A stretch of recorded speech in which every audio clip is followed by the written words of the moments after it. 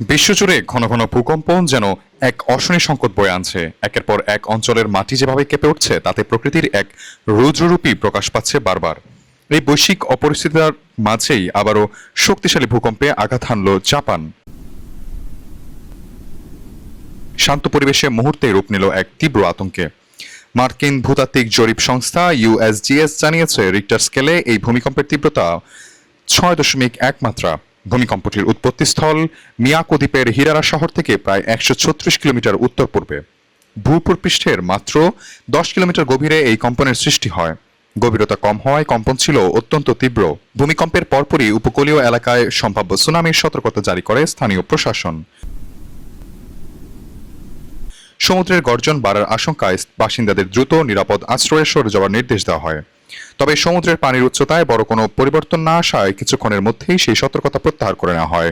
প্রশান্ত মহাসাগরের ring of fire অঞ্চলে অবস্থিত হওয়ায় জাপানে প্রায় এ ধরনের প্রাকৃতিক দুর্যোগ দেখা দেয়। ওকিনাওয়া স্থানীয় প্রশাসন জানিয়েছে, ভূমিকম্পের কারণে তাৎক্ষণিকভাবে বড় কোনো ক্ষয়ক্ষতি বা হতাহতের খবর পাওয়া যায়নি। তবে সম্ভাব্য আফটারশক বা পরবর্তী কম্পনের আশঙ্কায় উদ্ধারকারী দলগুলোকে সতর্ক রাখা হয়েছে। প্রকৃতির এই চিরচেনা রূপের সামনে মানুষ কতটা অসহায় তা আরও একবার মনে করিয়ে দিল এই আকস্মিক দুর্ভোগ। পরিস্থিতির উপর সার্বক্ষণিক নজর রাখছে দেশটির আবহাওয়া দপ্তর ও সংশ্লিষ্ট কর্তৃপক্ষ। তাইফুল ইসলাম, ডেস্ক রিপোর্ট, দেশ বুলেটিন।